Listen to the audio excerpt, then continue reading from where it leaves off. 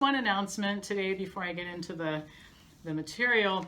Some of you know I'm writing a book with a great co-author called COVID Operation, What Happened, Why It Happened, and What's Next. A lot of juicy stuff I can't talk about here. But we are going to do a sneak preview conference call on a Friday night, the 24th of July, and a live event here at our office on Saturday afternoon from 1 to 3:30, the 25th of July. And so if you want to participate in that, we have a member and a non-member price. And so we are starting to have events and things going on here at Wellness Forum again. And it's wonderful to see people coming back in. So anyway, Pam Popper at msn.com if you're interested in that.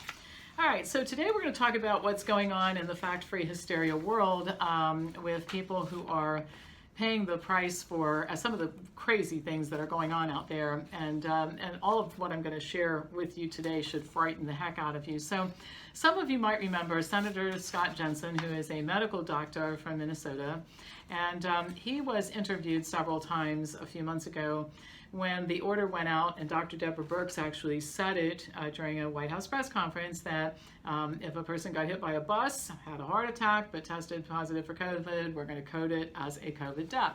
And he found that he was really offended by that and thought it was unethical. So he just found out that he's being investigated by the Board of Medical Practice of Minnesota. There are 2 allegations: spreading misinformation about the completion of death certificates on a news program, and he provided reckless advice in comparing COVID-19 to the flu. Now, one thing that he said, and I agree because I've read it, is on in March, Dr. Fauci, Mr. Fauci, I'm not going to call him Dr. Feckless Fauci, that's a much better name for him.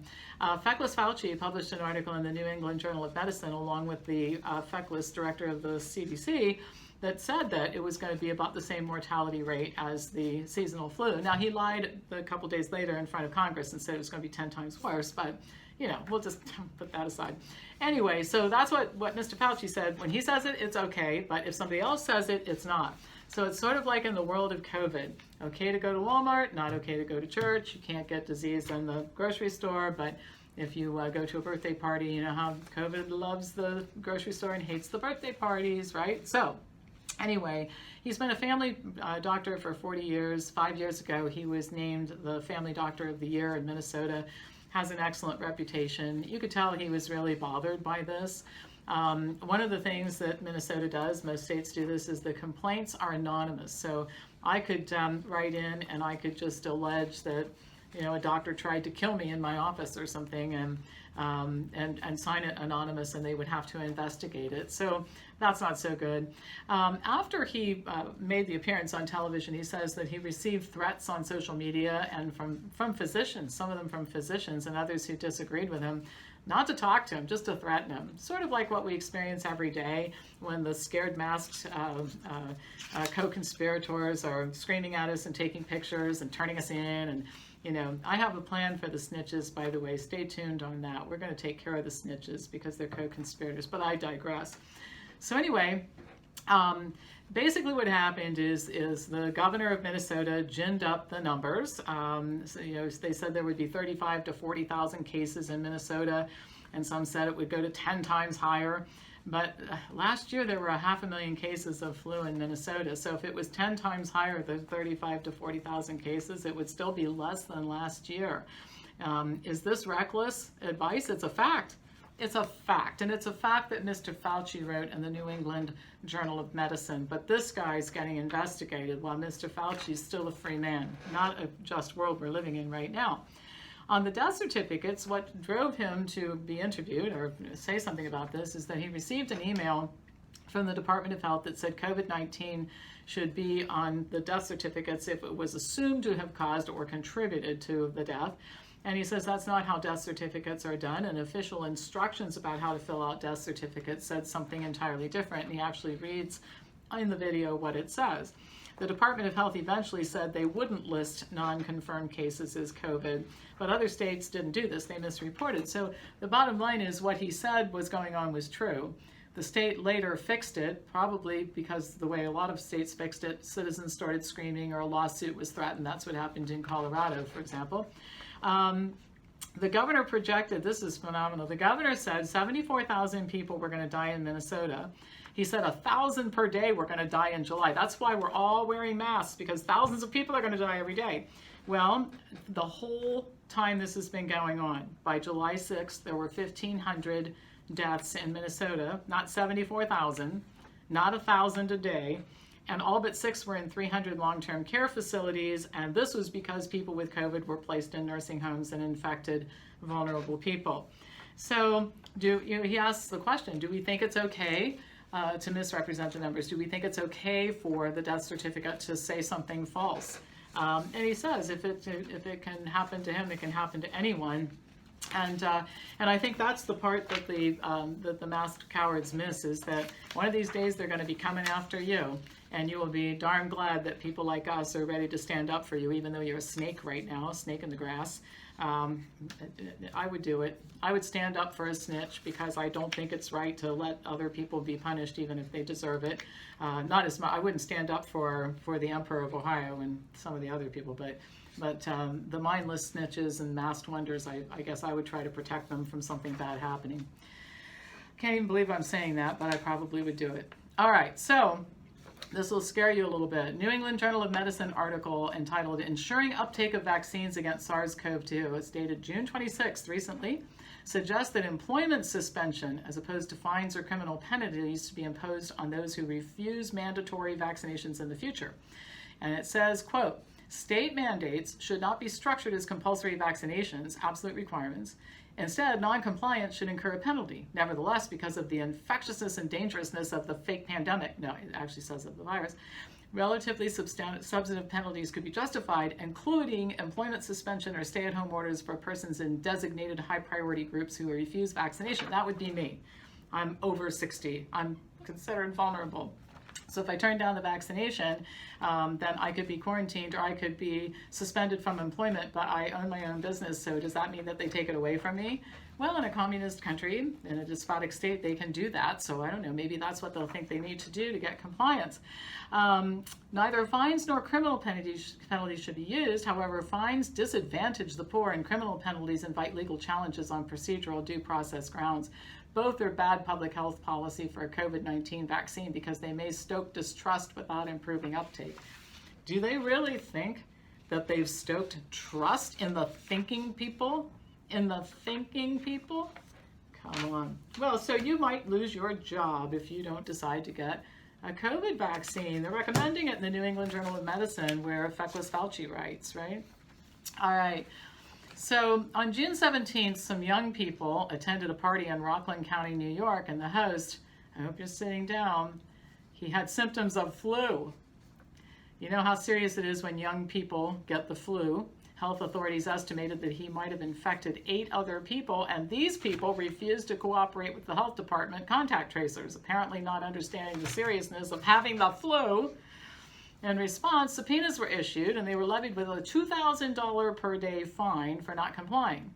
They all came forward, and the Nazis at the health department report that they're now tracking down everyone that those 8 came in contact with, too. They also have confirmed that young people had parties on Saturday, June 20th, and Saturday, June 27th.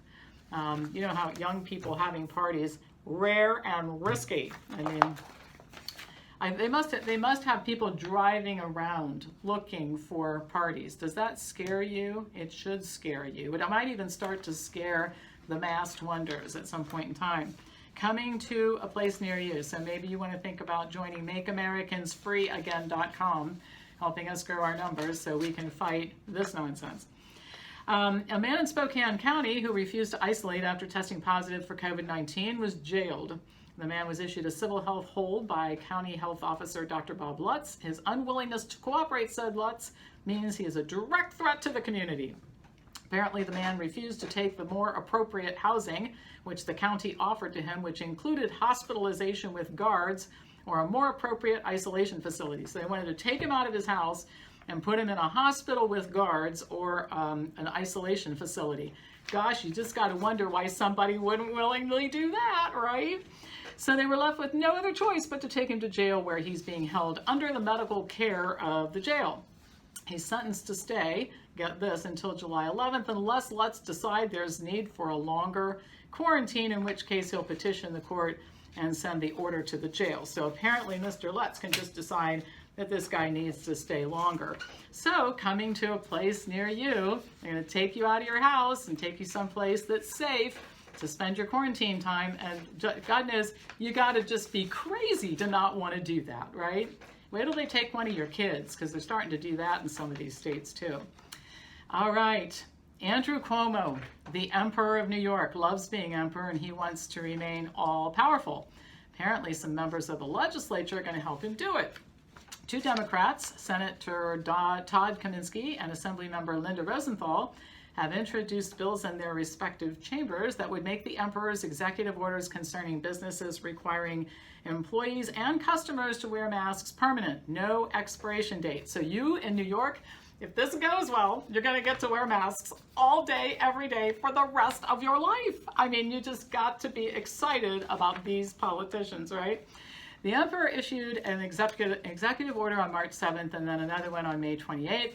His emergency powers expire next spring, so you get to wear masks till next spring. Just so you know, I'm making this video on it's Friday, July 10th, I think. So all the way through May next year, masks, and then maybe if you're lucky and you live in New York and the emperor and his people get their way, you'll get to wear them forever. You just gotta love this, right? Just a few of the things the emperor could do with unlimited power that has no end. He could just appoint himself the permanent emperor. Maybe he'll just decide that he doesn't want to step down, because that's what emperors and rulers and despots do. He could decide to confiscate businesses, people who don't obey his orders, or just to create revenue, because he's decimated the state economically. I don't know how the state's ever going to unbury itself from what he's done to it. So this is just one more in a very long line of bills that take away the rights of people and autonomy over their children, and on and on and on in New York. And you know, just incredible consequences. So if you are lucky and you live in New York, the Emperor Cuomo may have you masked for the rest of your life. Coming to a state near you. MakeAmericansFreeAgain.com is the website. Go there, join us, let us fight this tyranny with you or for you. All right, a 32-year-old man escaped quarantine in New Zealand in order to go shopping at a supermarket by squeezing through a fence at the hotel where he was being held against his will. He had spent time in India, and quarantine is required when returning from a foreign country. And the New Zealand Health Minister, Chris Hopkins, said, "These are acts of selfishness, and we intend to use the full weight of the law." The person wore a mask, although indicated that it was removed for short periods of time. So this guy actually wore his stupid mask, but he removed it for short periods of time, and he escaped and went to the grocery store. I mean, you have to criminalize this kind of thing, and you have to put these people in their place. Now this, the supermarket was closed after this thing happened for deep cleaning, and will reopen in the morning, said Kerry Hannafin, Countdowns, that's the name of the grocery store, general manager for health and safety. He said the company was incredibly disappointed that this happened, given the potential for an incident like this to put our team and customers at risk. So they closed the store and cleaned all night, because the guy who wore a mask half the time escaped from being held against his will and went to the grocery store and bought some stuff. And he goes on to say, "We've asked all of our team that were working last night, including the night fill team, to self-isolate as a precautionary measure. Depending on exactly what charges are brought, the man could face a fine or a maximum of 6 months in jail if he's found guilty." So, anytime you're around another human without a mask, you have to close down, scour everything down, get everybody out of the building, tell them stay home for 10 days. A human was in here, a human who escaped from a hotel wearing a mask most of the time. I mean, this is just insane, people. It is fact-free hysteria. Fact-free hysteria. Here's one for you, Dr. Pam. "I live in an active retirement community in Arizona. We've been on lockdown since March. The other morning, hearing a loud knock at my door, I opened to see a young girl who said, 'Hi, I'm here to do a blood draw.' I answered, 'Oh, is this the law now?' I'm one of the few holdouts. She answered, 'Oh, no.' I said, 'I choose not to. Still furious about this. How dare they? By the way, I'm almost 93 years old, and we have to wear a mask whenever we leave the apartment. Never thought I'd be living like this in my final years.'" Yeah, whoever thought? Whoever thought? My grandparents told me this would happen one of these days, and I didn't believe them. And I'm glad they're not here to see it. I've said that before. All right, now this will just warm your heart. You got to wear a mask no matter what it takes, no matter how filthy it is. I had a doctor's appointment at our local hospital in Great Falls, Montana the other day. When we got there, we were stopped in the foyer by a table with 2 masked ladies and a table of hand sanitizers and a bin of very obviously homemade fabric masks.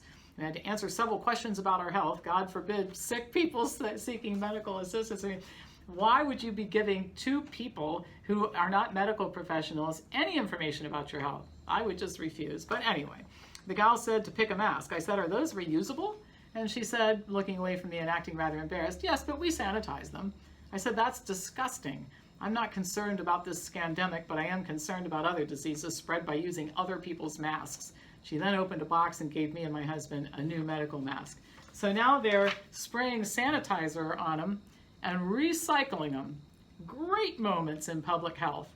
And this is, I'm sure that people know that that's going on in that particular facility.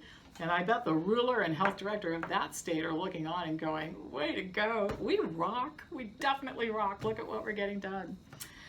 All right, you guys, that's enough for today. But coming to a place near you, if you don't want this stuff to happen to you, and there's worse than this going to happen to you, believe me, I know what's coming. It's far worse than this.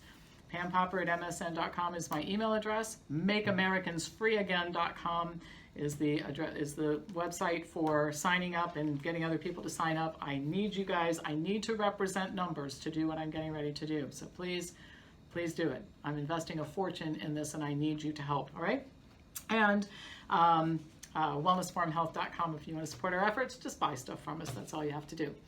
All right, that's it. I'll be back to you tomorrow. Get other people to watch this who you think are thinking people, not sheeples, and I'll talk to you tomorrow with more news.